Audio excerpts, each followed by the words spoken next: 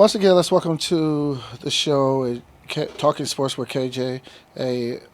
Today's going to be a very interesting show in which we brought some softball coaches in from the South Chicagoland area. So I'm going to give them an opportunity to introduce themselves, first starting with India. All right, what's up? My name is Coach India. I'm the founder of Teflon Softball, one of the head coaches. I've been playing softball since I was 11 years old, and I actually started in baseball. So I got a wide history in travel ball, baseball, softball, both played in college, and then I became a coach as soon as I got out of college. So just been around softball my whole life, been around sports my whole life. And I'm Coach Gene. I'm started off as just doing it as a dad, and found out my daughter had a lot more talent than I perceived, and she came from the baseball world, and India saw her, and we've been rolling since. I'm one of the 16U coaches. Okay, go ahead. My name is Akeem. I'm pretty much just team management. I handle all everything behind the scenes. Make sure the team's getting where they're supposed to be. Make sure that we have everything we need to get the girls where they're supposed to be. Okay, okay. Well, I'm gonna put a disclaimer in this for everyone who's watched this video. Oh, my daughter happens to be a part of this organization. I mean, definitely one of the things is when I got a chance to meet India. Actually, I did meet her actually first. I called her, and then Right. she called me back. Right, we had a long conversation. I recognized this was the place to be, especially being able to bring somebody else into our home and develop my child, and I'm one of those special needs parents. so, No, it's been a pleasure. right, but I really appreciate it. So, we talked about your experience and your background. Starting with you, India. Let's talk about your coaching philosophy Right. and your approach to working with the kids. I think my biggest philosophy, honestly, is I'm like a teacher first. Even to my own demise, sometimes I'm always trying to teach them life lessons. Life lessons, life lessons, life lessons. I think that sports are important. I think that some people will go very far. But in all reality, that's a small percentage of kids, right? That's actually going to go very far. So when I think about my impact on the kids, there are some people who might not play in college, right? So what impact am I actually having on them? So me personally, I always try to do life lessons first, right? I'm trying to raise a decent human being that's gonna go out into the sports world, and then after it's actually athleticism. So for me, the biggest thing is making sure one that we put in, good people into the world.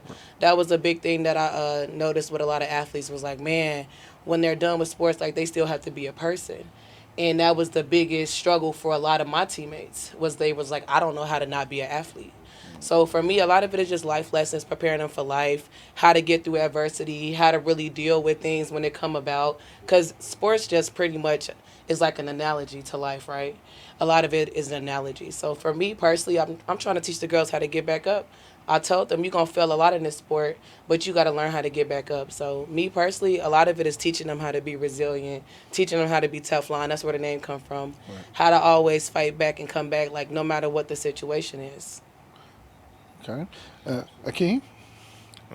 So I am a coach, but I coach football. I don't coach softball. Like I said, I just handle the things behind the scenes. But I mean, it's pretty much the same thing. Teaching these kids that um, everything's not going to go your way, and how you react in those moments show who you truly are as a person.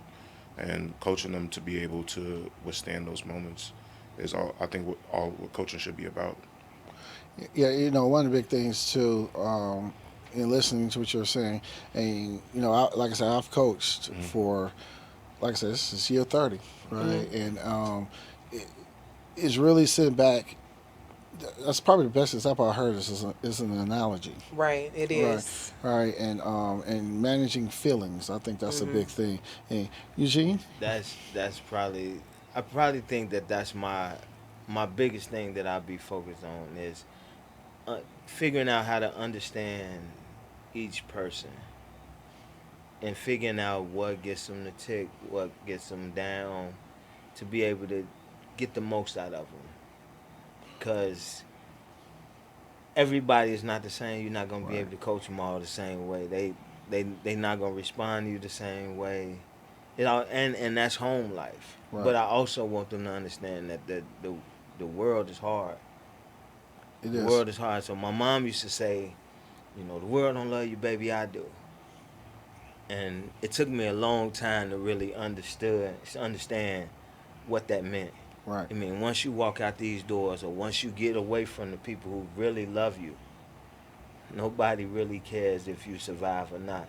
Right. That's And true. so, with that being said, I want them to understand that when you're around us, we expect excellence. But I also want you to know that we love you outside of that. Because once you leave us, once you leave this realm, nobody's really gonna care if you're there or not. But you gonna have to make sure the foundation is laid for you to be what you supposed to be, because you understand that I have the people that care about me, and then I have the people I got to battle against. That's interesting. I watch podcasts a lot. Probably watch podcasts more than I watch television, which is kind of weird. But uh, no, Gilbert Arenas, he has a podcast, pretty Yeah, popular out there. And one of the things he said that was he was referencing Kobe Bryant, yeah, right? And I'm gonna paraphrase this, but he said that it's the mentality. yeah, It's the mentality of how Kobe was, and basically he stated that the way he put his mind to a competitor, right? It was that it was kind of like that kill, kill, kill like mentality, yeah, but understanding that from the other side, he really didn't care about people's feelings, Mm-hmm. yeah, right? It's like he wanted to win, he wanted to be competitive, and one of the things I tell my daughter all the time, she's emotional, and I say, there feelings. There's no progression in life, yeah. right? And no one really cares. This goes back to No, what you yeah, said. When no. you walk out, no one really cares. They have a job to do. You have a job to do, and your job is to beat that. Mm-hmm. Their job is to make sure you don't be in front of them. Right. So if that means your feelings is hurt because you're not in front of me, perfect. Right. But Yeah. that's the hardest part now is coaching the mentality. Like Yeah, a lot of the coaching now is trying to coach the kids' confidence, like Yep. trying to coach their tolerance to deal with adversity. Because a lot of them, if they're not good at something the first 30 days, they don't want to do it anymore. Right. And they quick to very fast results. So if they're not good at something instantly, they don't want to do it. Right. microwave generation. Well, Yeah. and I will say Microwave this, generation. because like I said, I coaching for a while. My son, I'm primarily with him with football and basketball, so we definitely gonna get a chance to talk after this. But it's the progression in how you teach, and this is one of the things I don't. I won't say you don't get credit for. I don't think anyone tells you this. The way the progression in how you teach, how you've taught my daughter. All Hmm. right, let's just start there. All right, the organization, you got to start from zero and Hmm. build to 100. A lot of coaches, and I know we're talking about philosophies here.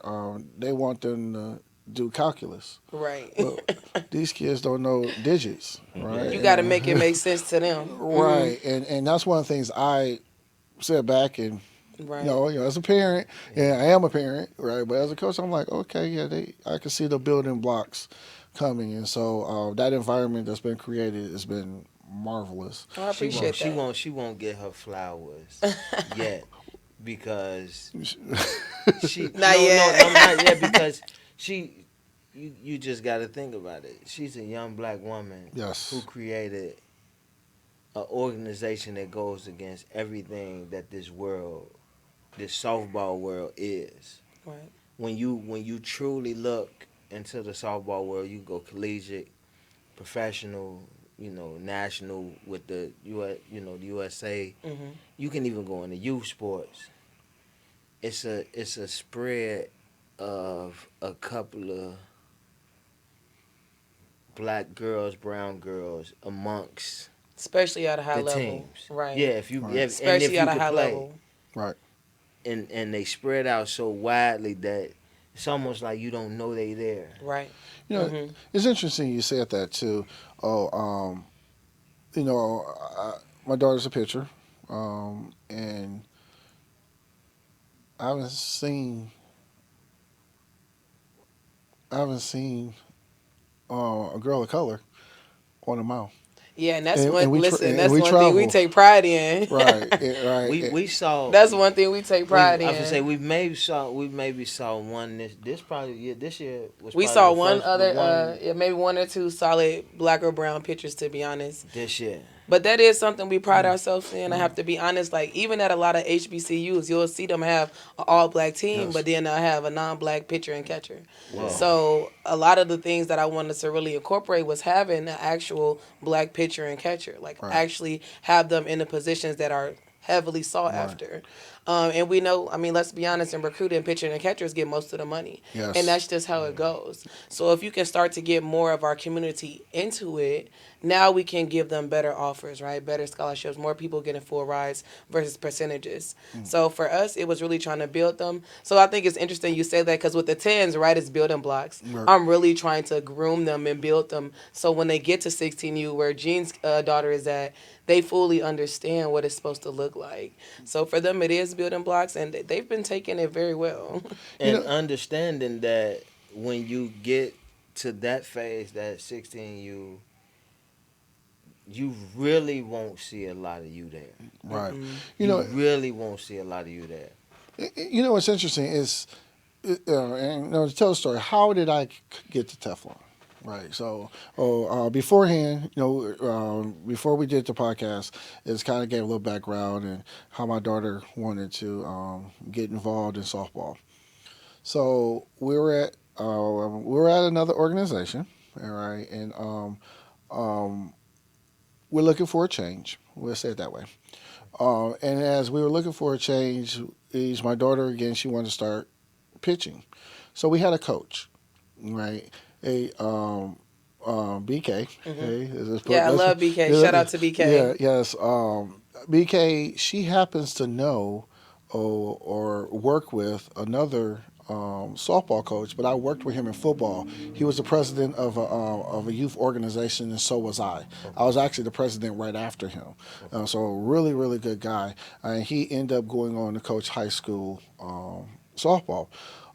And so, two people, hey, this is a good softball Right. pitching coach, really works well with kids, yada, yada, yada. Right.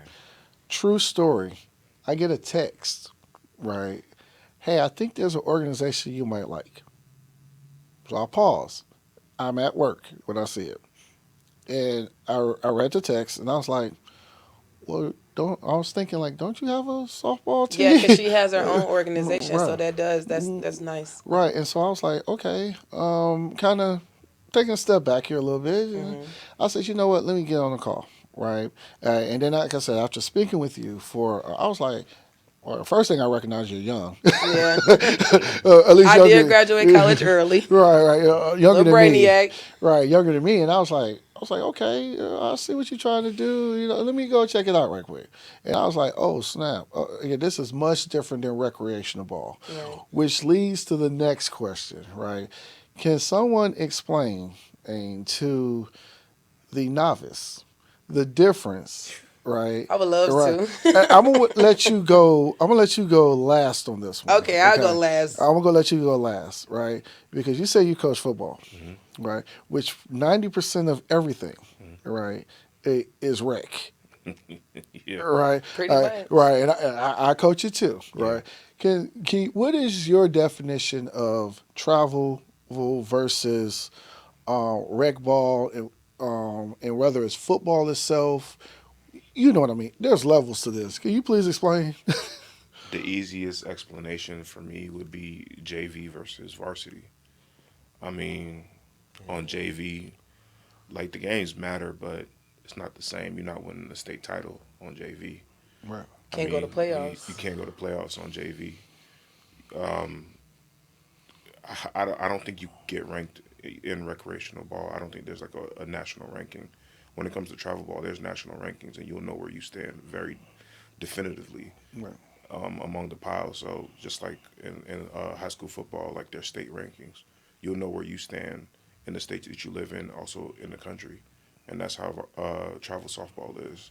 You'll know very definitively where you stand and how good you are compared to the other girls. Yeah. No, that's good. That's yeah. That's Yeah, good. that's true. Yeah, that's good. That's You'll definitely know. That's and so for me, my daughter came in. She was about 8, and she came in. She was at a sports camp for the park district, and I guess they had played baseball one day, and I guess she liked it. So she came back and said, "I want to play baseball."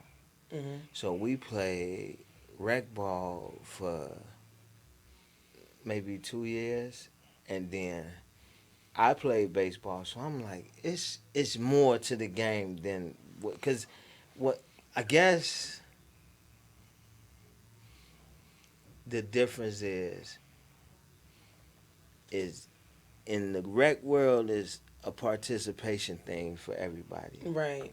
And Yeah. once you get to travel, it's more so who takes it serious. Right. Who really likes this, who really wants to do this, and really wants to take it somewhere besides doing it for fun. Hmm. I mean, you always want them to do it for fun because it's a game. So Right. you always want the thought behind it to be it's a game. Right. But you Right. also want them to take it serious. So the difference between rec is a participation trophy, and like Kim said, where do you really stand amongst Yeah. the people who want to do it in life?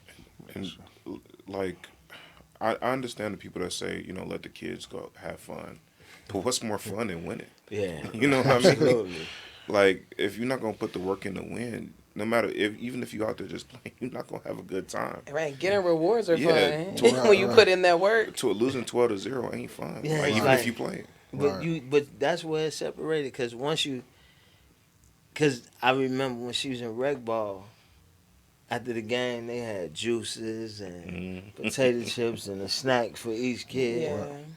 And once we got into the travel world, it was like juice and snack. Right. You Right. just lost. Ain't no snack. We Right. lost. Right. And what you want to Even snack when we for? won, I didn't get juice and snacks. What you want to snack for? You're supposed to It's win. like, you want me to but that's the difference in society. Right. It's like the reward for nothing. Right. It No, is. that's true. It It's is. the reward for nothing. Like I'm It gonna is. give you something just because you came outside today. Yeah. Right. But that's we know it's a facade in life. Right. Now I'll let you go, and then I'm gonna see if you're gonna say exactly. You see, I'm smiling. I want to Because- see if you're gonna say the same thing I say. Go ahead. Well, this conversation for me is important because I do get a lot of kids from rec, especially at that younger age level. And for them, I think they come into it expecting it to be the same as rec. And that's what bothers me the And most. in our age group, she gets Yeah. a rec to come into the Right, older we have group with the rec. 14-year-olds. Yeah, we had a few come in and move up with us and talented, very good. But the expectations are different. Right. Practice is a requirement now. That was the biggest thing in rec when they came over. They were like, wait, we got to go to practice? And I was like, what do you mean? They were like, we didn't practice. And I said, you didn't have team practices? They said no. So look, now I'm in a whole new world because I'm like, you never had a team practice. Even when I played in rec ball, we had a team practice, okay? They don't even practice anymore. So that's, a conversation for administration, right? Right. Because you taking people money and not practicing. Yep. And that's the funny part is I'll say to them, like, you're mad because I'm actually using your money logically. I'm asking you to come to the training. So the biggest thing for me was the training, right? So in travel ball is pretty much for me when I played, it was like the Olympics. Right. Travel ball was like your Olympics. If you didn't play in the College World Series, travel ball was your College World Series. Right.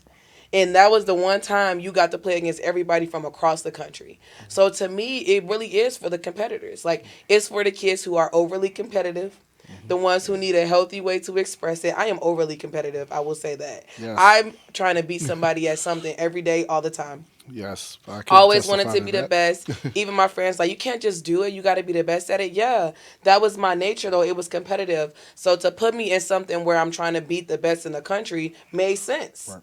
So I think for me, a lot of it is knowing your kid for one. Does your kid really want to play against the best in the country? Now, Dad, Mom, you might want to, but does your kid actually want to do it? And one thing, even this year, that I learned was how obsessed we were when we played travel ball. The red kids, I would say, is participation awards. You're playing a participation award. You're building that kid's confidence. You're getting juice. You're getting T-shirts. You're taking photo shoots. It's participation award. I'm completely against participation award. Let me look right in the camera. Completely against it, because I think it makes them spoiled. Yes. Even when they lose, they still think they're supposed to win. It's so agonizing. And I'm like, no, y'all. Sometimes you lose. Right. Sometimes you're the loser, and you got to figure out how to come back tomorrow and try to be the winner. So even that, they not learning that life lesson in rec. They're losing, but it's okay to lose. It's like, okay, no biggie. But how do they learn how to come back the next day and actually try to win? Right. So that's why I love travel ball. I love the competitiveness. I love how serious it is. And I like to see the kids who really want the challenge. A lot of them, you never know till they get on that stage. Yep. But that challenge is a real challenge, and people don't realize that we go against kids from California, Texas, Florida. They're outside year round. We got to go inside of a gym.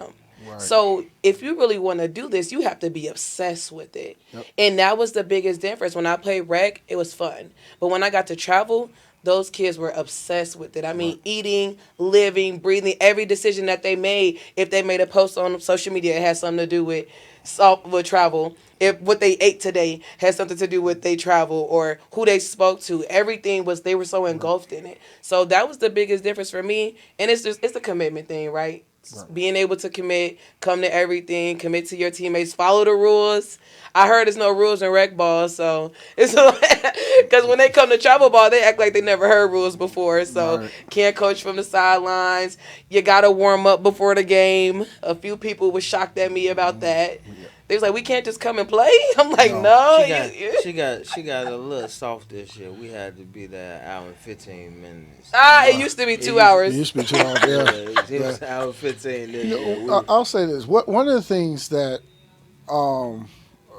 neither one of you touched on, right? And none of you guys touched on. Oh, this. the money? No. It's definitely more expensive. Well, we'll get to that as You we do go pay on. for what you get, though. That's I will true. say that. No. The biggest thing is the parent.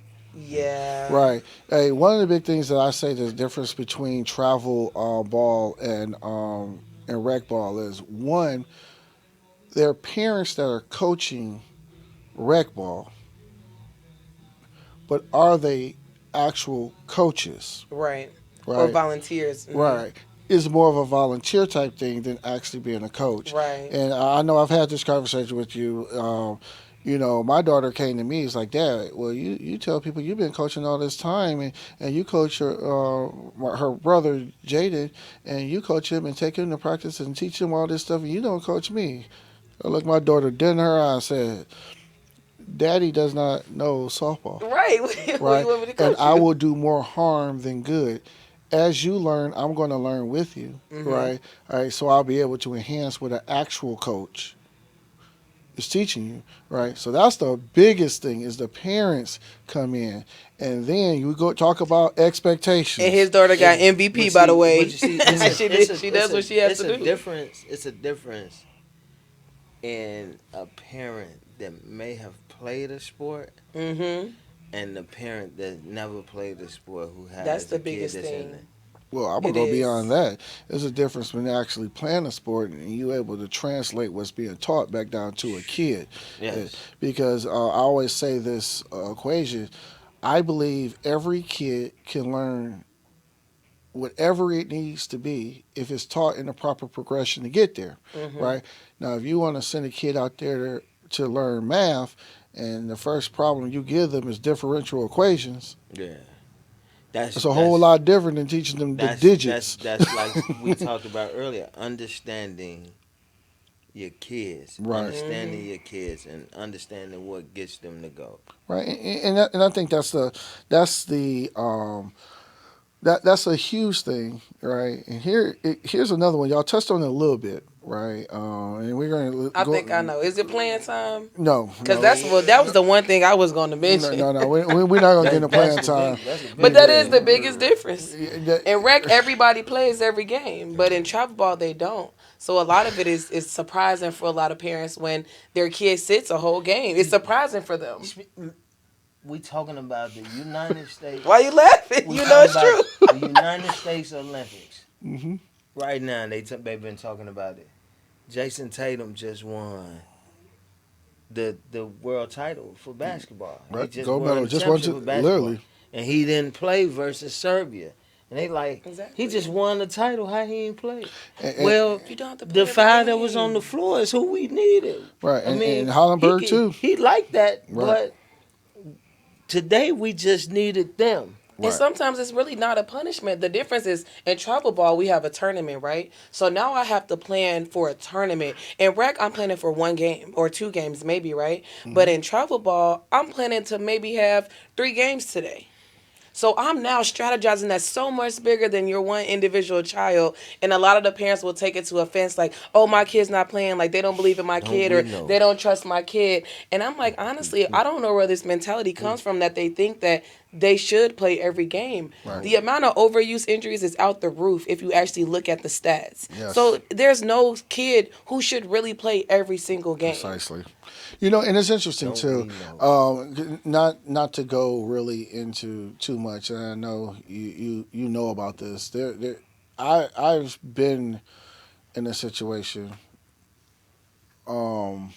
I've been in a situation when we travel, right? Oh, we get a lot of calls about Right. playing time. And there's a particular individual. They're talking about playing time. Okay, parents, I hope y'all hear this right here. Okay, you know your child more than anyone else. Mm-hmm. If your child does not pay attention to you, then what stops them paying attention to another person? All right. As a coach, our job, your jobs, is to put the best product out there on the field, court, rink, whatever you want to call it. Right. All right. And that is demonstrated in practice. Right. Mm-hmm. I tell people this all the time. The game is the test. Practice is the classroom. Training is homework. Okay? And it's in that order. Would you go to the test not prepared? Yes. Right? And if you come in practice and you goof off, if you supposed to take a stance, coaching football, whether softball too, there's a stance in every sport, and you can't get in that stance, It's all similar. right? And you keep demonstrating that you refuse to get into that stand after being told repeatedly, then how do you feel that the coach will believe that you'll be in the stance during the game? Okay, all right. I mean, Right. that's You have to something show me at simple with no practice. effort. That a stance takes no effort, right? Hey, that's you going to do it or you're not, right? And so that's one of the big things is so when your parent comes, I encourage. Before I say this, I encourage all parents to attend your kids' practices, Mm-hmm. right? On the sideline, Yes. don't say anything. Ask your child at the end of practice, what did you learn today? Mm-hmm. If that child cannot recite back what they learned today, okay, they either going to say, I learned this, or we went over this that we did a couple weeks ago. Mm-hmm. Okay? If they cannot recite back to you, that's a problem, Yeah. right? And there's only going and I'm going to get on coaches too, all right? If the coach is not teaching you anything, Mm-hmm. okay, a lot of standing around time, Right. favoritism, well, those types of things, then that's on the coach. Mm-hmm. But I can tell you how Teflon's practices are, right? I do a lot with my son, so I'm not at all the practices, Mm-hmm. right? But I can assure you, I asked my daughter, Dad, we had the batting cages, they had 5 stations and the whole 9 yards. I got to get my elbow up, and I'm like, okay, let me Google, why you need your elbow up? But, Sometimes sensory overload, right? I right, have to and take it so, back sometimes. they have to come back and recite that back to you, Right. because if they don't, then they're not processing that knowledge. Mm-hmm. And so that's the big thing. Parents, you got to help your coaches out. All right. I know something you said, India. in which if you want to play at an elite level, and I fully agree with this, or what I'm about to say. If you want to play at the elite level, you can't just show up to practice. You have to show up to practice and train, Yep. right? Right. You have to train. And it takes 1,000 hours to get, what is it, to for it all to sink in. And okay, you need 1,000 hours. You only got 2 hours of practice. That's a lot of days. Yeah. You know. It's It's just like school, though. Right. it's. I tell you what, we've been we're about a week and a half since we've been done, Yeah. and my daughter's been in the gym. Dad, can you take me to Planet Fitness? Can we go to the gym? Cause it starts to take a turn, especially the older they get. See the hours you put in younger, the hours that you put in when you older become even more hours. Right. Cause now you worried about what your body look like, your endurance, it's everything. Right.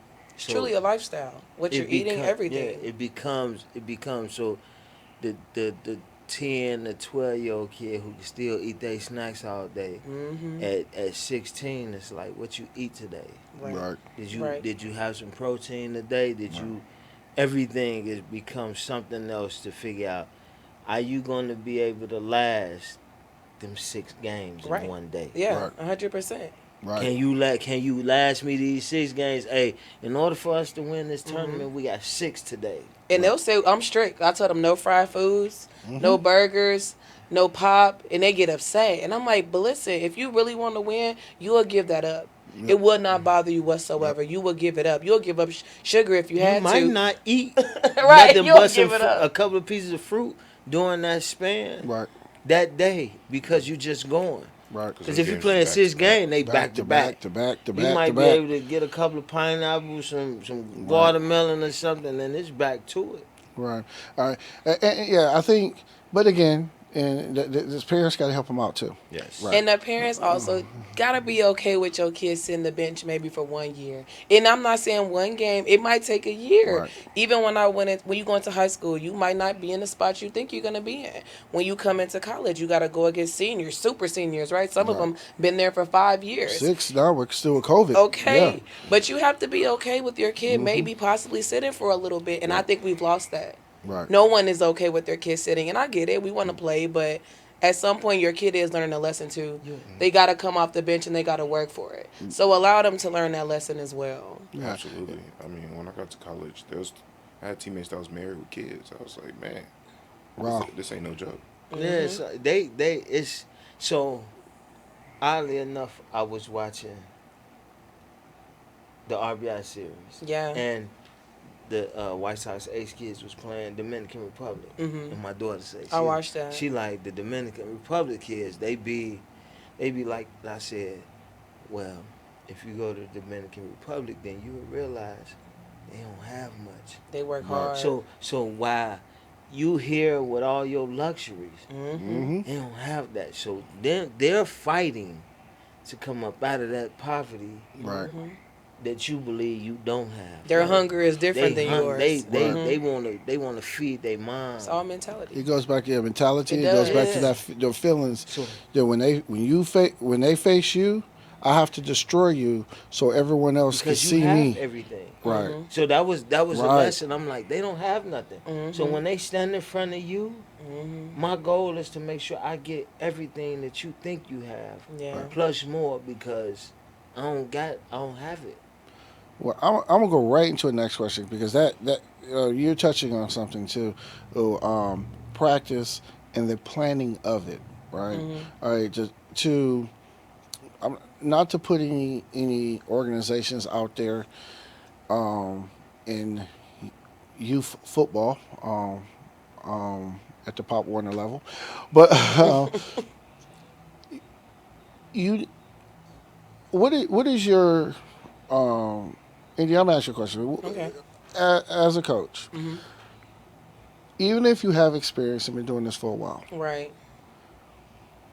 how do you feel about having structured practices on paper? I am 100% type A personality. Right. I will put it in the notes. I will write it down. Sometimes I have a Google Doc for the coaches. She gonna text us. Yep. She gonna tell us this is what This we what we're doing today. Today, this is what's happening. This is what we working on. Bring We this, did- bring that, bring this. We didn't do this well. This is what we working on for the first Right. 45 minutes to hour. This is what we going over. This is what's happening. So I am very to the minute. I'm a meticulous person, detailed person, so very detail oriented. So I plan it to the minute. Like literally the water break. Oh, that's it. Let's go. And then like she timed the water break. Yes. I'm timing everything. But what they don't realize is one, I mean, you have to have a practice plan, right? When I'm doing younger kids, my practice plans are just straight development, like you said. Right. Just development. They're gonna learn the game as they play. Right. But it's straight development. Can they catch and throw, right? Right. That's can we get that done? Right. And then as I get older, I'm more of a situations coach. A lot of it is mental toughness coach. Like when I coach the 16s, it's pretty much all mental toughness. Right. Half of it, no, maybe 30 or 40% is physical. Oh, And then it's less than 60% is mental. that. I say less than that. Maybe, yeah. Yeah. They still learn. They getting stronger at Right. 16. They start hitting more home runs. I'll Right. give them that. They get stronger. The pitchers get stronger. But honestly, it's mental. I'm coaching a lot of their mental. So for me, that's really the part to try to push them through. As far as structure goes, though, I don't see how anyone could practice without a plan. I don't know how they do that. With the older kids, I'm very reactionary. Right. Like he said, whatever we did terrible in the game before, we're going to fix it the next practice or the week. Yes. If we got to do it every day, this practice, it needs to look better by the next tournament. Yes. And that's my biggest critique is I tell the kids, do not come here doing the same thing you were doing last week. That is going to drive me nuts. Because what are you going home and working on? Yes. If I taught you this lesson in class and I gave you the homework, that means go home and work on it. So if I taught you how to hit this correctly at practice, go home and work on how to hit this correctly. Yes. So if you're still doing it, that just means you didn't go home and, like you said, do the homework. You didn't do the homework. Right. We still missing the same thing in the game and the test. Right. So for me, a lot of it is really just pushing them through reactionary, and I gotta have a plan. I can't Yes. go in there and not know what we're doing, and it's Drives me kind of crazy. unfair to the other coaches too. They need to know what's going on. And to give an example, well, like I said, I've been doing this a while. So, if you're the head coach, right? Getting your coaches together, right? Talk about here's where we want to be, right? Here's the system that we're going to run, right? And this is to all coaches, right? Please correct me if I'm wrong when I say this. Right. If you're the head coach, you're in charge of everything. Mhm. It's not about just only wins and losses. Correct. Right. You're in charge of the parents. And you're the liaison from the organization back to your team and the parents. You're in charge of the kids. You're in charge of your assistant coaches. Okay. Your assistant coaches are there to help you. Right. Right. Accomplish whatever that system or plan is. Right. So you need to meet with them to say, this is what I want to do. Yeah. Right. And then itemize in a very simple form, going back to the building blocks, on how we're going to be able to get there. In football, we call that indies. I'm not sure what they call them in softball, right? Then you're going to bring a little small group together, right? And you're going to go over the quarterback and the running back will work together. Softball would be the catcher and the pitcher is going to work together, right? All right. Maybe you're trying to turn double play, so it's the shortstop going to the second hitting first, right? All right. Or other situational. Right. And then it's going to be the whole team together, right? And then we're going to all work as one unit. Right. But it does not work unless you have an itemized, detailed plan on how you're going to teach it to make sure you don't miss anything all the way down to the minute, right? And if you ask me, and I will show y'all afterwards, how I do my practices is regardless if I'm a position coach, a coordinator, or the head coach. It's down to the minute. It has to be, though. It literally has to be. Right. And what they don't see that we see as administrators is that money is counted by the minute. Every minute we in here, we pay for it. Right. So if I just come in here and we waste our time, you should be mad at me. Right. As a parent, I think you should be upset. Because I'm wasting your time and your money. We're spending hundreds of dollars to be in this facility, and I don't really have the kids doing anything. Right. So for me, it's like, I'm doing my job. Right. I'm actually feeling the time. I'm feeling your money, trying to get as much as I can into their little brains Right. in that small amount of time. Right. Right. And so that's actually a good thing too. Motivation. Mm-hmm. Right. This is going to be interesting. Motivating a 5-year-old to, okay, we'll say a 6-year-old, Right. to an 8-year-old, to a 10-year-old, to a 12-year-old, 14 to 16, all the way to Mm-hmm. 18. Those are different, right? What are some of the Eugene? I'm gonna ask you. What are some of the techniques that you use to motivate, and pick what age group, by the way, motivate them to do something, especially when they're learning it. So that means they're not good at it yet. Well, you see potential for them to be good at it, but how do you motivate them to get them going? I think this might be something for all I, coaches. I, I normally, for me, I normally look at the parents, see the parents' demeanor, see how the parents talk to the child, see how the child talks back to the parent. Mhm. Cause that'll give me everything. Cause some parents are really really nice to the kid, and the kid comes back, they might be a little rude. So Mhm. then I know, okay, it's never gonna be me being that nice parent to them because Right. they don't respond to that. Right. So some kids, you just kind of figure the kid out to see where they stand, and then you just push them. You never. I always tell them what they can. That's what India is big on. We always got to tell them what they can do. Right. Well, what you're gonna do. You're gonna do this. Mm-hmm. Right. Now we're gonna work on this. Now we're gonna try to do this. This is what we're gonna do. We're gonna do this. Right. Cause in the process of this, you're gonna do it. And once they get it, they know it's normally their motivation. And then once they get into a space where you see them down because it didn't happen, you just remind them, hey, you did this before. Yeah. You did this. Right. So Right. because you know you did this, I always say, some kids you can cuss out across the field and they gonna respond to it. Right. Some kids don't like that embarrassment. So you might be able to still cuss that kid out, but it gotta be personal. Mm-hmm. It Right. gotta be me and you side by side. I curse you out. You understand that you get it and you get to it. And some kids you gotta wrap your arm around them and say, hey, you better than this. Let's go. Yeah. One of the things for me is, I tell a kid off the jump, what I'm about to tell you isn't personal, right? I'm not going to put you in a situation not to be successful. So when I correct you, don't take it personal.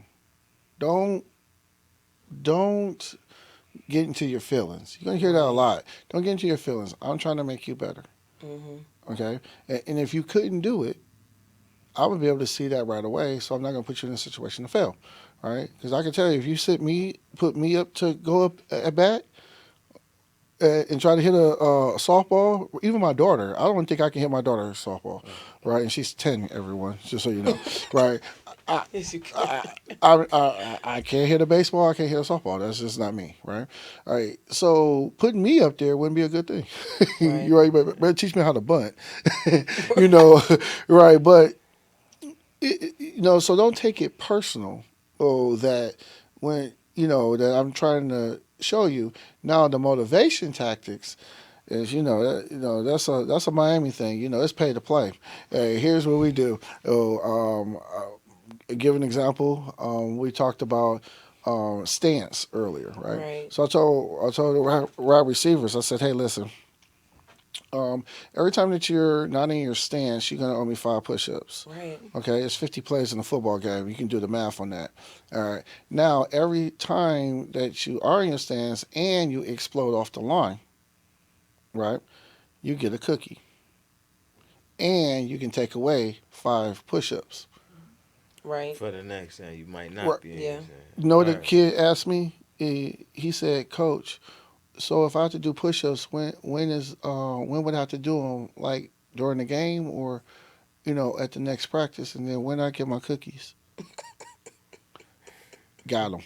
Right. Because you want the You cookies were right. He now. want the cookies, That's So hard though. I will be honest. I think me personally, I struggle when it comes to motivation. I'm very good cop, bad cop. I'll Yeah. have one coach that's the good cop hmm 100%, hmm and then I'll have one coach who is going to tell the truth. right, And it plays well for me personally, like a mom and a dad. That's right, how I like to do it. right. But motivation for me, when it's the younger kids, it's easier to do. I Yes. have to be honest. When they're 10 and they're 12, it's easier to motivate them because, for one, they don't really get embarrassed yet, hmm right? They don't really know what it means to be embarrassed. Right, So they're a little more free. They could care less if they strike out. They whatever. We all just struck out. They're right, 10 and 12. They don't care. They're singing and dancing. But when they get older, they get more embarrassed. So it's the motivation a little bit has to come from within. right, Like you have to want to say, I don't really care if I get embarrassed. I'm trying to be the best. right. And also when they get older, I just expect a certain accountability too. Right? Yes. If you want to do this, you're a teenager, you should know that you got to come here with ready to go, ready to train, ready to go to work. So for me, a lot of it is if I'm motivating this kid every day, I start to wonder if they want to be here. Yes. Hey, yeah, that's a good I point. gotta be honest. So sometimes the motivation for me as a coach is tough because I'm very big on accountability, and I want to coach the people that love it. I don't want to force anybody to be in this. I've always told them that I'm not here to try to force it or be anyone's savior. I want the kids that genuinely have this in their heart, Right. that really love this. They just enjoy doing it. They could play softball all day and never get tired. That's the ones who really should be in travel ball, if I'm being honest, because you're going to be engulfed in it. That is You're so going true. to be engulfed in it. So for me, a lot of that motivation, that's what I look at when I'm coaching the kid. Like, do I have to encourage this kid to want to be at practice every day? Or is this kid excited when I see them at practice? As a coach, that's something I look at, whether I want a kid to return. That's true. Because, yeah, if every day I'm inspiring you to be here, do you Yeah. want to be here? Why I gotta motivate you to do something To want to that be you want to better. do? Yeah, Right. you should want to Right. be better, I honestly. gotta motivate you to go do something you say you want to do. But you That's don't it. want to ride the bench. So, Right. but You I know, got to motivate you. Well, yeah, that's 100% true. And one thing I will say, and this is probably to we got two male coaches here, so y'all don't beat me up after I say this. There's one thing I do love about Teflon, right? I personally feel, at least with my daughter, I will say, female coaches, I think they should be in all sports. I really do because the ability to motivate, we're big to a kid. Hmm. I hate to say it, to my daughter, I'm huge. Right, to Yeah. her, and me coming down, say, hey, you need to do this, you need to do that, you need to do this, right? But from a female, Hmm. even to a boy, right, a grown man, you need to do this, you need to do this. Coach J, Hmm. oh, she is like the best. Like Yeah, she it's was amazing. her way of going to the kids. Hmm. I could see it, right, and it's the way she was able to motivate them to go harder. And we had great coaching staff for 10 years, but it was the female voice. The women usually stay calm longer. I ain't gonna talk about y'all Yeah. patience, but No. I have zero patience. I will tell you, I have because the zero. men be What going that off I do that be might going at be the off. drop of a that dime. Yeah, that right. might I'm like, calm down. The Right. game's not over. Right. Yeah. you know what? It's a personality trait because Yeah. Yeah, it It's is. a I trait. try to stay I try to stay even keel mad or excited. I try to stay right here so that But I can Gene stay can be there. brutally honest though. Oh, but Right. I'm gonna He tell you, can be I brutally want you to know the honest. truth because Instantly. it goes back to the point that if I don't tell you the truth, then you may go along this path believing one thing, Hmm. and that's not the truth. And then when you get away from us where somebody doesn't care and they tell you the truth, I'm gonna say this. We have two young ladies that's not returning next year. Hmm. And I think in this aspect of life, in the sports aspect of life, I can't talk about how else in life, what their parent is doing. Right. But in the sports aspect of life, I think the parent is doing them a disservice because she's pedestaling them Right. Oh yeah. into a point where it's like they're never, they're never, and I'm not gonna say never because I don't want to put that on them, but at this point, I don't believe that they're gonna hit that plateau that she's saying that you're here, Hmm. Right. and and when we were dealing with it, we looked like the bad guys because Right. we're saying, hey, you're not here. Right. Well, I think another thing too is well, y'all hitting on some subjects. Hmm. Um, It gets So- deep in travel yeah, softball. sometimes It gets real. sometimes parents, what they do is sometimes parents are living through their children. Man. But And you gotta honestly, be honest with yourself though. I don't even know if it's really the fully living through it. Some of it is just not wanting to accept that their kid is not the superstar. That's the biggest one for me. Like, every parent want their kid to be the superstar. And I'm like, there's 9 people out there.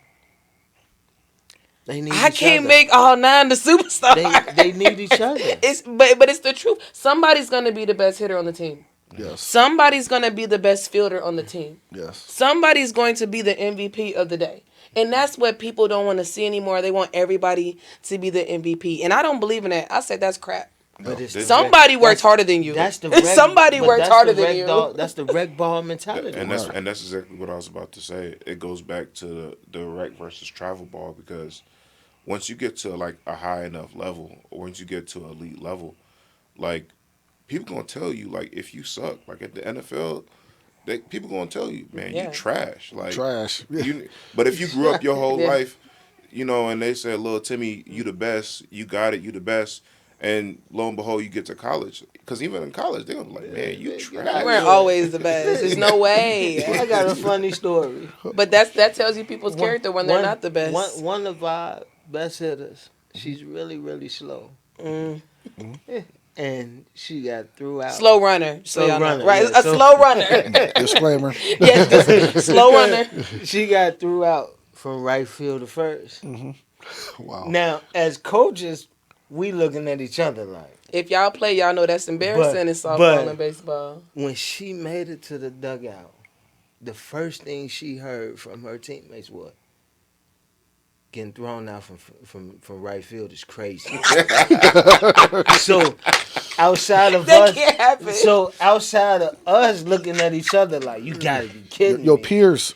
They like, Yes. yo, That means I don't they've know been what coached you gotta, well. I don't know what you gotta do, but we gotta get better at that. We gotta Yeah. get that Right. together. And here's something else And too. she could play. Yeah, she's a great player, but they're gonna just- nitpick the things No. you need to work on. You gotta be willing to work on it. At the lower level, they have like a classroom approach. Like, I don't know if y'all seen the video with Shannon Sharp when he was talking about his teacher said, we're gonna let the kids read, and whenever they get to a part, we're gonna help them along. Right. You don't correct them, I'll correct them. Yeah. And Lil Johnny was like, he couldn't say the word, and the teacher kept saying, "Look, Johnny, it sounds like Johnny, it sounds like."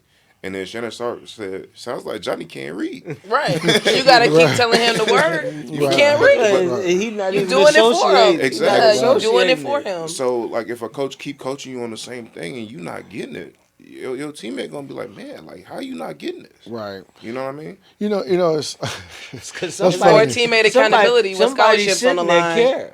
It's a saying that actually this might go with softball a little bit.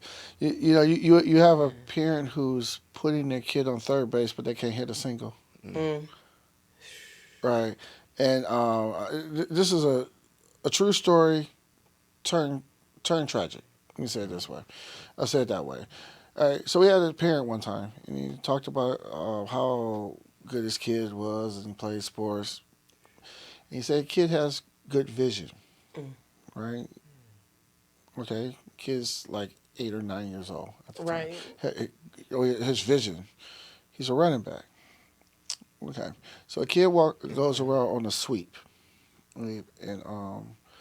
And he gets to the sideline, and he's probably 80 pounds. And coming up to him is a linebacker, or who's probably 100 and I give him about 130 pounds. Mm. Kid, I know you saw, hmm ducked his head, ended up cracking two vertebrae in his Oh my neck. Right. gosh. I mean, he was grabbing his back before he hit the ground. Think about that for a second. And he's okay. He's gonna be able to resume sports and everything. So it wasn't that bad. And like I said, I coached the kid. I knew the kid, and of course I knew the parent. And and I was like, he has good vision. Yeah, that's important. Uh, and we're talking football here, but you need agility, Right. right? And so my thing is And discernment. right. So the thing is, and the analogy I give, we talked about analogies, right? It says, how many times have you been driving down the street and you've seen a dog hit by a car or a deer hit by a car, Hmm. right? Now, they got good vision, is right. They just didn't move in time. They got good Right. change of direction. Yeah. But how many times have you seen a squirrel or a cat get hit by a car? Is that agility? Hmm. That's the stimulus. Like, I need to do something now. And all that goes to the body and they do it, right? All right. So, going back to the moral to that story is you got parents, again, living through their kids' lives. You're hyping your kid up. Your kid can do this right It's here. not realistic. It's Yeah. not right. A lot of it for me is they're not realistic about it, Hmm. or they only want to highlight the kid's strengths, Right. but they don't want to highlight what the kid needs to work on. Right. For me, that's the hardest part. Even as a coach, they'll say, "Well, you're critiquing my kid." Right. As a parent, But isn't And that I'm what a like- parent? Always Isn't that have. what a I'm coach like, supposed you're to do? paying me to tell them what to fix. That's what you're paying me to do. Right. To tell them how to make them a better softball player. Right. Now, whether that's with hitting, whether that's with defense, whether that's with mental strength, right? Whether that's with responsibility, leadership. Some of them I'm teaching how to be a leader. All that applies. Like, all of that plays a part in it. So, Yeah, that's feelings. hmm Right. I mean, that's what But see, you know, as it's a- your as a- feelings. as a- Yeah. as a parent, to take out everything else from it, as a parent, I want my children to know there's always growth. hmm They say once you stop learning, you start dying. right. That's true. Stop learning, you stop living. Yeah, Mhm. and so it's always another lesson. hmm So no matter how good the kid may think they are, it's another level to this. Yeah. It's no such thing as perfection. So you're always working towards Towards it. something you're never gonna achieve. But the elite ones And will that's want it. And that's the mental aspect of something is, especially in sports, is to keep working to perfect something. You're never Going to perfect, right. hmm Right. It's never gonna happen. Right. Now you could become amazing at it. Yeah. Softball, baseball is the only sports where if you do something right, 30% of the time, Right. You're a good athlete. you're good at it. hmm Right. If Yeah. you go into that batter's box and you can hit the softball 3 out of 10 times and get on base 3 out of 10 times, you've done well. Yeah. Yeah. You talk Michael Johnson, track star. Yeah. During my era. Oh, now that we're here in the Olympics, that's ending tomorrow. But he trained a whole entire year and a half For to 10 train, seconds. yeah, for a tenth of a second. Yep. A tenth of a second. To get better from a 9.7 to a 9.6. Right.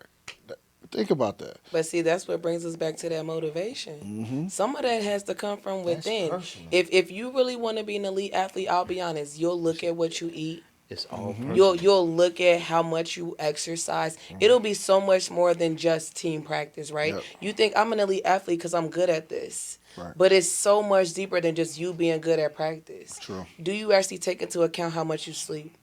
Do you Hmm. actually take into account what you're putting into your body? Do you actually go exercise? Like you said, agility plays a part.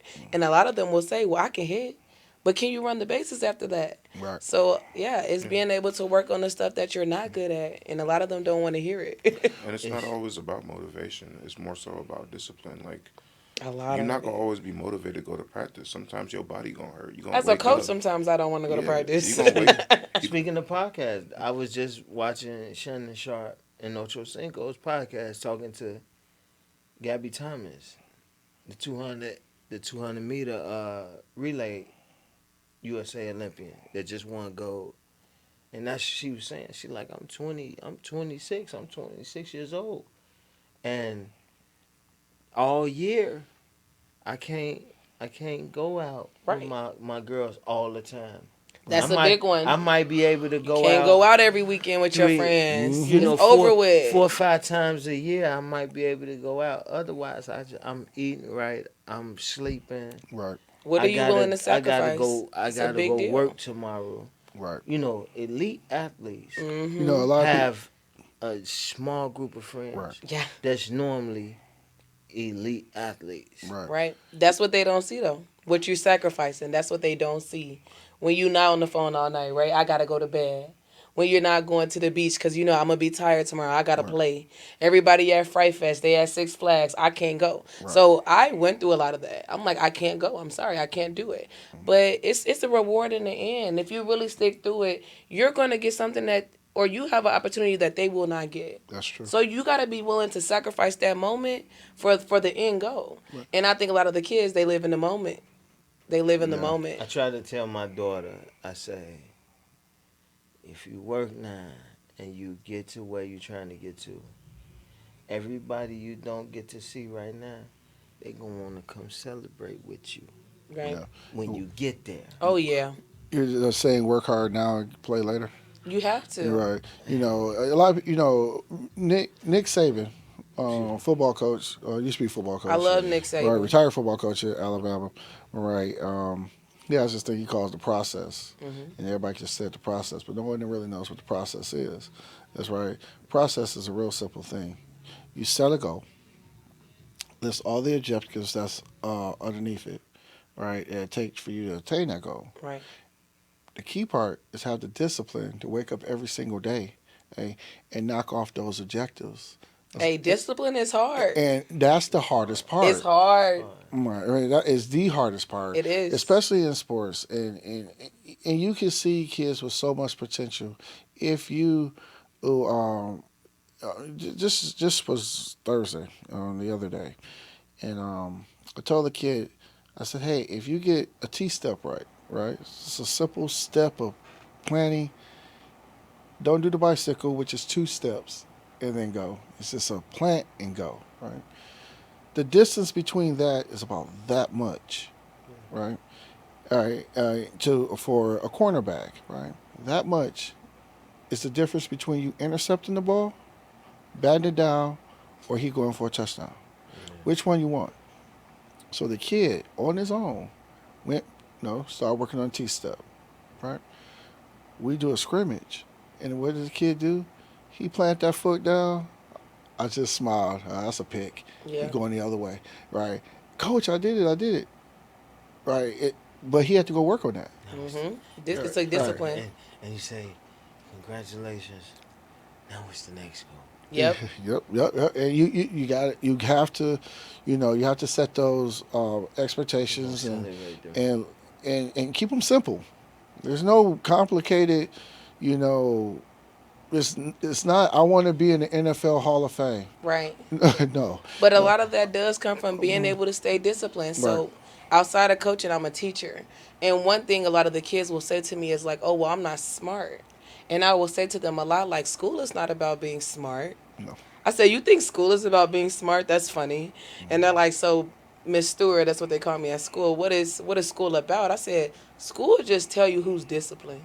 Who can go home and do their work, who can go home and study. I could be the smartest person in the room, but if I don't study, it don't matter. Right. Doesn't matter. Can't show anybody how smart I am. But it's not about how smart you are. It's about how disciplined you are. Right. Can I sit through this class and take my notes? Can I go home and do the work that I'm supposed to do? Right. Can I go home and study? That show you discipline. And a lot of those kids that can do that in school can do it in a sport. But a lot of the kids who are not disciplined in school, or they don't have a structure, they don't have to follow an everyday structure, they don't have to go home and do their homework before they go outside. It shocks them when they come in sports, and now there's discipline. It's reactions to my actions, and a lot of that comes is everywhere. I give you a personal thing. Right for one of our games, India and Coach Book was working with my daughter about flying open. Naya, you flying open. Naya, you flying open. In that game, she hit a home run that game. But her first swing, she flew open. And India said, you flying open. I probably popped a blood vessel in my eye. You flying. She said, you flying open. Stay closed. And the next pitch, Smoked it. smoked it.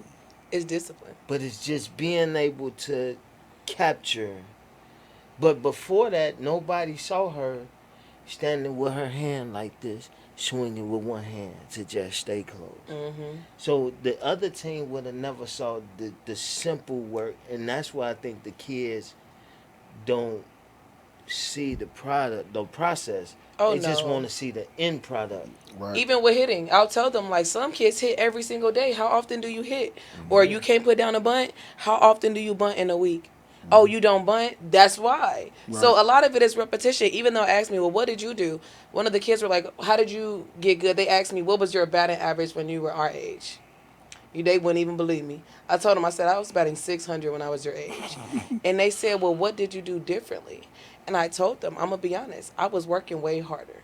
And they were like, why do you think you were working harder? And I said, man, I thought about what I ate for one. Y'all don't care what y'all eat. Right. Let's start there. I was like, but I was swinging with a weighted baseball bat every day in front of a mirror. Looking at my swing, 50 swings a night, 7 days a week. I wasn't taking no off day. With a wooden baseball bat. It was my brother's wooden bat. Yeah. It was heavier than my bat. Right. So I knew if I could get stronger while creating this muscle memory, right, I will be a better hitter in general, even if it's no ball being thrown at me. We didn't have all no money in the world. We couldn't keep going to the cage. So for me, getting in front of this mirror with this bat was my work, and it paid off though. You know, one thing I like about this interview as it's going on, right? You guys are hitting segues like right into the very next topic that I have sitting here, right? You said, hey, going to like the batting cage. Right. No, we talk about money now, right? So, how can I say this? It plays a part. Barriers of entry. Yeah, it is a barrier. It is a barrier. Yeah, barriers of entry. Because we're gonna be short on time in a second, right? When,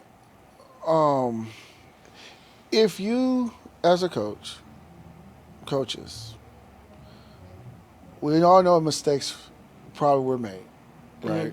Right. Better situations could have moved a little differently. Right.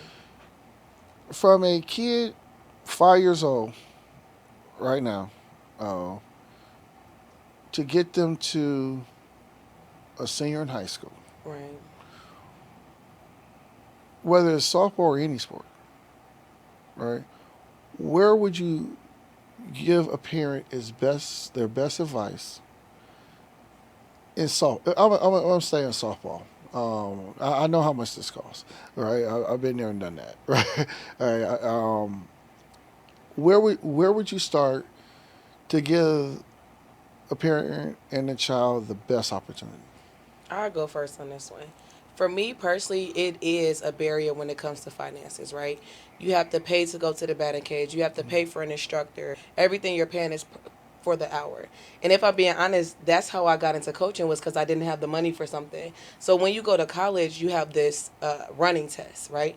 So the summer before my freshman year, I paid for Planet Fitness or LA Fitness, one of those, for the whole year so that I could train for this running test. That year I could not hit to save my life. You know why? Because all my money went to the gym. I couldn't afford the batting cage in the gym. So that first year I struggled at the plate. So then the next year I came back and said, all right, I'm going to put all my money into the hitting, and I'm going to just say, forget the running. So what happens? I come back, I failed to run a test. The first 3 days I can't practice. I failed it. But my hitting was so strong, obviously, that it got me back into the lineup, and I was the number one batter. So then my junior year, I said to my coach, I said, listen, I can't do both. It's either I'm going to be a very good hitter and I'm going to be out of shape, or I'm going to be in shape, or I'm not going to be a good hitter. And she said, why? And I said, it's $50 a week for a cage card, and it's $10 a week or whatever for a gym membership. I was like, I can't afford both of them. And then my parents say I have to work to pay for this. How can I work and be doing all this training on top of that? It's impossible. So some people don't realize the money plays a part. Some of my teammates I grew up with in Orland Park, they had batting cages in their basement. So now I'm going against kids who got batting cages in their basements. I'm going to my friends' house to train. So a lot of that plays a part. And one of my coaches called the Orland Park A's and said, hey, I have a kid who she can't afford a batting cage. Can she hit with y'all? So I paid for my gym, but they allowed me to hit at their facility for free. In return, I had to help coach. Right. Oh, wow. Right. So I was hitting in their facility because I couldn't afford a facility. And my coach was like, this girl is too good. We can't not have her in the lineup because of money. Because when she goes home and she's away from us, she doesn't have the money to train anymore. Right. And now we're talking about college. We're playing Tennessee, ULL, the best in the country, okay? Right. Just swinging in the mirror is not going to do it anymore. Right. I need something in motion. So that's how I got into it. They saw me hitting in the cage, and they came up to me and said, we need another coach. We want someone that's played. Would you help out? I said, why not? I mean, I'm off for the summer. I'm at your facility. I might as well help. Right. So I got into coaching because I financially could not afford both. But the biggest investment that my dad did, I will say I give all credit to him, was my dad knew we couldn't afford the lessons, so he invested in it. He started to watch YouTube, research whatever he could research. Whatever the hitting videos were on social media, that's what he was watching. So he invested himself in it because he knew, okay, I can afford to do this. So whatever he learned through those videos, which are the same people you're paying, to be honest, he was able to tell to me. Right. And that's how we made it through. And people like, you never had a hitting coach? We did what we could. You can make up whatever excuse you want to make up, Right. but you can go on the internet now. These kids have everything. So as a they do parent, not understand that. if you engulf in it, and sometimes my dad I would come home, he'd be watching softball. I'm like, dude, I don't want to see this right now. He like, I'm trying to learn. I'm like, but every time I come home, I don't want to see softball. But he was learning so that he could be able to help me. Right. So I think a lot of that for the parents is you got to want to invest in it too. A lot of the parents, they don't want to invest in it. They say, that's my kid's interest. That's not mine. But a lot of the kids who become famous, whether they're a musician, an actor, their parents became engulfed in it. Yes. And they learned the game, and then they was able to teach their kid the game. So for me, the advice, whether you have money or not, if you get engulfed in it, you'll learn something. It's all on the internet. And to piggyback off of that is a lot of us that's in the Teflon family don't necessarily have it to be able to give our kids training and everything. Yeah. And keep going. So for me, I would say, because this is my motto, I have a bow net in my backyard, a tee, and I know how to soft toss. Right. So what can you do? That's you get, if depending on how much you want to spend on your tee. If you get a more expensive tee, it's about $85 to $100 in the bow net. You can get a cheaper tee for $30 in your backyard. And by all means, it's a forest preserve, it's a hill, it's something everywhere. You'll find a way. I had a picture on my 16U. I asked her, how did you learn how to pitch? I knew her family didn't have money. How'd you learn how to pitch? This was my first year 16U, not this year. And I was like, have you ever had a pitching instructor? She said no. And this girl was the best pitcher at the time on my team. I said, how'd you learn how to pitch? She said, on YouTube. But you know what? I respected that because we talked about motivation. This girl went home, got on YouTube, and taught herself how to pitch. And this is who you have to go up against to be the next starting pitcher. Yeah, so how much do you really want this? Like I'm a parent, so it's okay for me to sit my daughter in front of me on her knees and just where she just picking the ball up. This is stuff that's free.